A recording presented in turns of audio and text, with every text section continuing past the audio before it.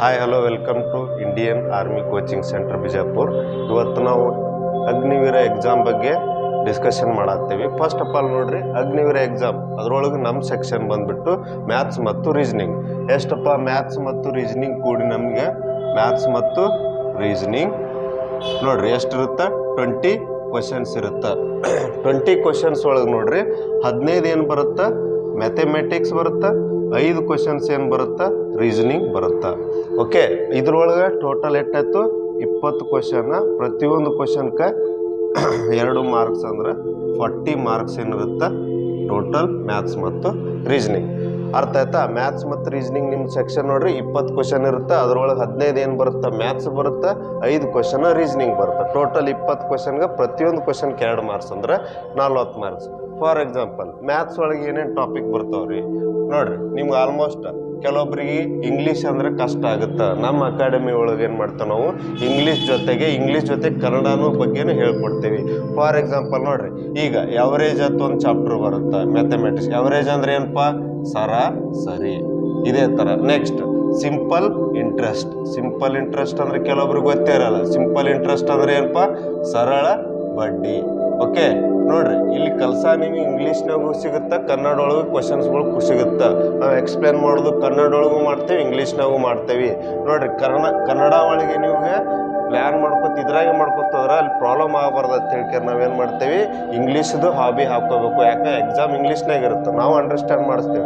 ಕನ್ನಡ ಒಳಗೆ ಹೆಂಗೆ ಮಾಡಬೇಕು ಏನಿಲ್ಲ ಅಂತ ಡಿಟೇಲ್ ಒಳಗೆ ಹೇಳ್ತೀವಿ. ಫಾರ್ ಎಕ್ಸಾಂಪಲ್ ಈಗ ಒಂದು ಸರಳ ಬಡ್ಡಿನೇ ತಗೋರಿ.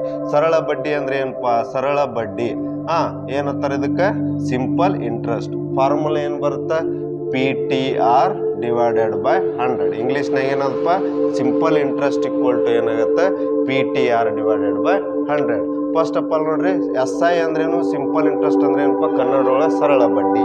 P ಅಂದ್ರೇನು ಇಂಗ್ಲೀಷ್ ಒಳಗೆ ಏನಂತಾರ ಪ್ರಿನ್ಸಿಪಲ್ ಅಂದ್ರೆ ಏನಪ್ಪ ಕನ್ನಡ ಒಳಗೆ ಅಸಲು ಅಂದ್ರೆ ಈಗ ಒಂದು ಬ್ಯಾಂಕ್ನಾಗ ಹೋಗಿರ್ತೀರಿ, ದುಡ್ಡು ಲೋನ್ ತಗೋತೀರಿ, ತಗೊಂಡ್ರು ಲೋನಿಗೆ ಏನಿರ್ತಾರೆ ಅಸಲು ಅಂತ ಕರೀತಾರ. ಅದೇ ಥರ ನೋಡ್ರಿ ಟಿ ಅಂದ್ರೇನು ಟೈಮ್ ಅಂದ್ರೇನು ಸಮಯ, ಹೌದಾ?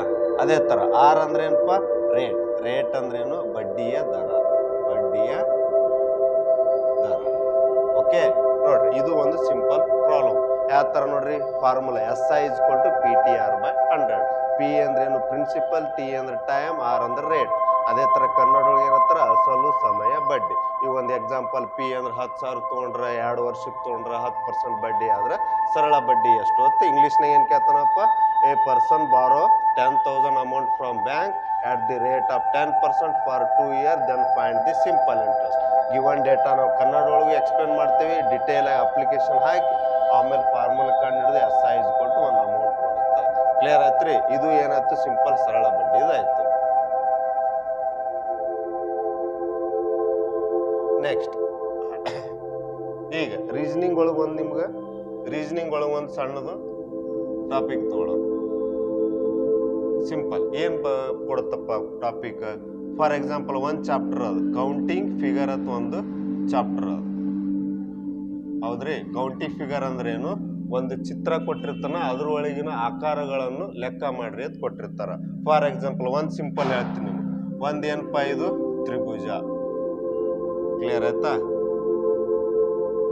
ಓಕೆ, ಏನ್ ಕೊಡ್ತಾನೆ question, count the number of triangles. ಅಂದ್ರ ಕನ್ನಡ ಒಳಗೆ ಏನರ್ಥ, ಇದರಲ್ಲಿ ತ್ರಿಭುಜಗಳ ಸಂಖ್ಯೆಯನ್ನು ಕಂಡು ಹಿಡಿಯಿರಿ. ನೋಡ್ರಿ ಬರೀ ಕಣ್ಣಲ್ಲಿ ಚೆಕ್ ಮಾಡ್ದಾಗ ನೋಡ್ರಿ 1 ಆದ್ರಿ ಸರ, 2 ಆದ್ರಿ, 3 ಆದ್ರಿ, 4 ಆದತ್ರಿ. ಬಟ್ ನೋಡ್ರಿ ನಾ ಯೋಚನೆ ಮಾಡಿದ್ರೆ ಭಾಳ ಸಿಗ್ತಾವ. ಹೆಂಗ 1 2 3 4 ಅಂತ ಕಣ್ಣಿಗೆ ಕಾಣ್ತಾವ. ನೋಡ್ರಿ ಇವೆರಡು ಕೂಡಿ ಒಂದಾಗುತ್ತೆ, ಇವೆರಡು ಕೂಡಿ ಒಂದಾಗುತ್ತೆ, ಇವೆರಡು ಕೂಡಿ ಒಂದಾಗುತ್ತೆ, ಮತ್ ನೋಡ್ರಿ 3 ಕೂಡಿ ಒಂದಾಗುತ್ತೆ. ಹೆವಿ ಕನ್ಫ್ಯೂಷನ್ ಆಗೋದಕ್ಕೆ ನಮ್ಮ ಕಡೆ ನೋಡ್ರಿ ಟ್ರಿಕ್ಸ್ ಅದಾವ. ಟ್ರಿಕ್ಸ್ ಹೆಂಗ್ ಯೂಸ್ ಮಾಡ್ತೀವಿ ನೋಡ್ರಿ. ಫಸ್ಟ್ ಏನ್ ಮಾಡ್ಬೇಕು, ನಂಬರ್ ಹಾಕ್ರಿ 1 2 3 4. ಕ್ಲಿಯರ್ ಆಯ್ತಾ? ಕಣ್ಣಿಗೆ ಕಾಣೋ ತ್ರಿಭುಜಗಳು ಎಷ್ಟು 4, 1 2 3 4.